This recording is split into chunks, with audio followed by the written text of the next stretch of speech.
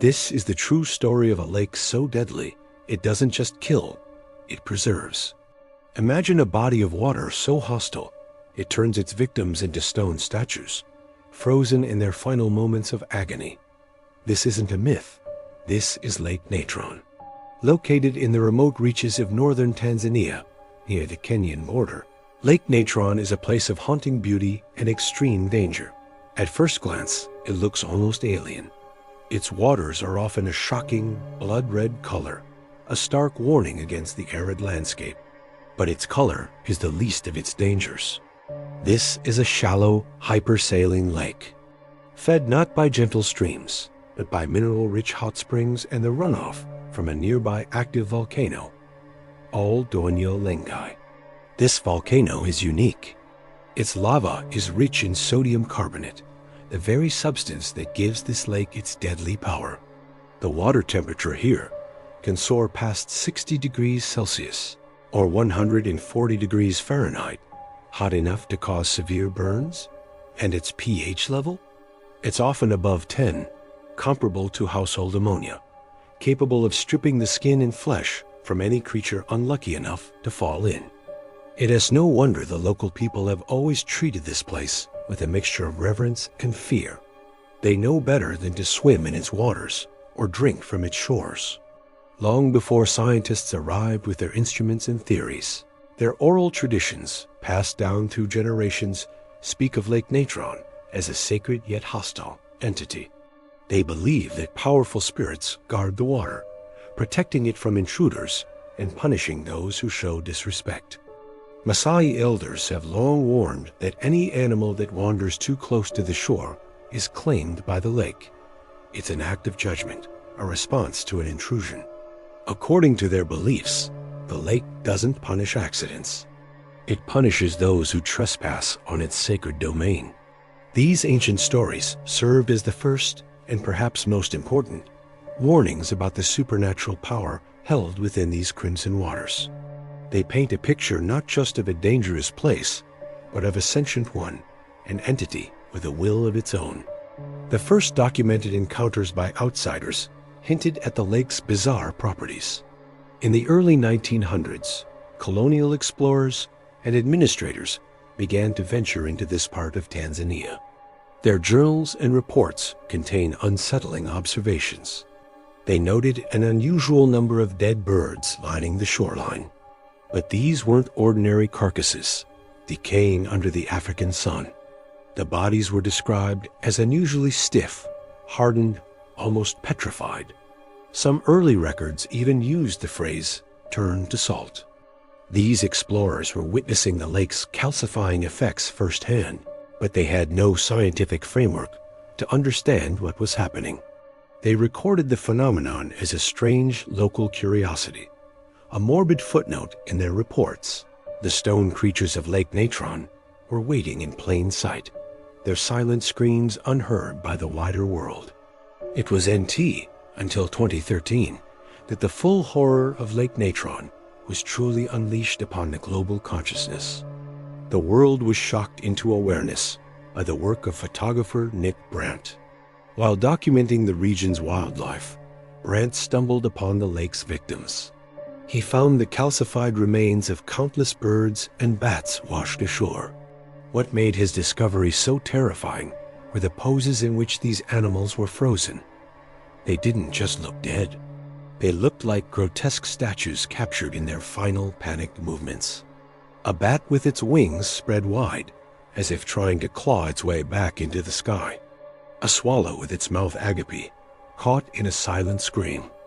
Brandt's photographs were haunting, beautiful, and deeply disturbing. They didn't look like decayed remains. They looked like meticulously crafted stone sculptures. The images went viral, sparking a wave of global fascination and fear. Suddenly, the ancient legends and colonial reports were given a horrifying visual reality. So, what is the scientific explanation for this macabre phenomenon? The answer lies in the lake's unique chemistry. The water is a concentrated soup of sodium carbonate and other minerals, washed down from the surrounding volcanic landscape. When an animal dies and falls into the water, This chemical cocktail acts as a powerful preservative. The sodium carbonate, historically used in Egyptian mummification, rapidly dehydrates the body. It sucks the moisture from the tissues, and as the water evaporates, it leaves behind a hard, encrusted shell of salt and minerals. This process is known as calcification.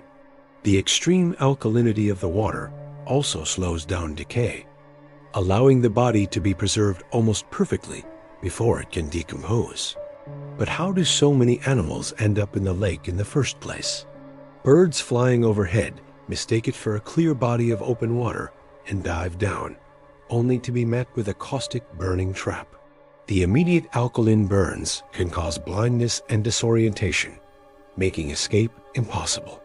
But here's where the scientific explanation begins to fall short.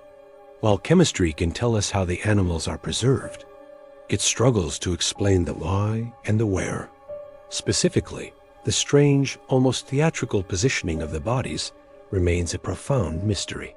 Brandt himself noted that he didn't arrange the creatures for his photographs. He found them this way.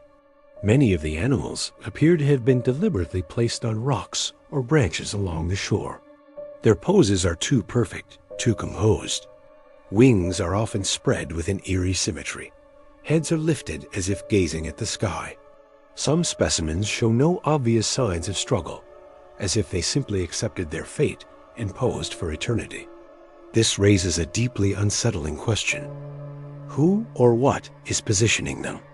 Are the currents of the lake really capable of arranging these bodies into such lifelike, artistic displays? Or is something else at play? There are reports of birds that briefly land on the water's surface, only to collapse instantly, their legs seared by the alkaline brew. And it's not just animals that are at risk. There have been documented human cases of severe chemical burns from just a few splashes of the lake's water. One helicopter pilot who had to make an emergency landing in the shallows. Locals share stories of people who have accidentally touched the water, only to watch in horror as their skin hardens, cracks, and peels within hours. These accounts fuel the local belief that the lake is selective. They claim the lake chooses when to kill and when to spare, adding another layer of supernatural dread to its already fearsome reputation. Given the scientific gaps and chilling eyewitness accounts, it's no surprise that paranormal interpretations have thrived. One popular theory revolves around the Maasai belief in spirit guardians. Another idea is the cursed boundary theory. This suggests there's an invisible threshold around the lake that animals, and perhaps people, cross unknowingly, sealing their fate. Once crossed, the curse takes hold. But to turn its victims into eternal warnings, frozen monuments to its power. These theories draw parallels to ancient mythologies from around the world. Stories of forbidden waters and petrifying curses, like that of Medusa.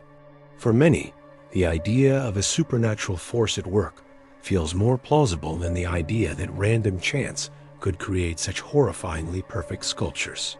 Today, Lake Natron remains as deadly as ever. It continues its grim work, producing new stone victims every year. It's a paradox of life and death. The lake's harsh conditions make it uninhabitable for most species. Yet, it is the single most important breeding ground for the lesser flamingo in the world. Their tough, scaly legs have adapted to withstand the caustic water, allowing them to nest on the salt islands that form in the lake, safe from predators. But other birds are not so lucky. New calcified remains appear along the shore with grim regularity.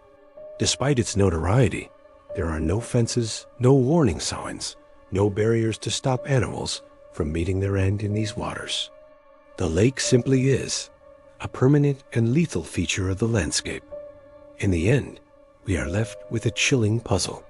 Science can explain how the chemical process of calcification that turns flesh to stone, but it cannot fully explain the why. Why are the animals posed so unnaturally?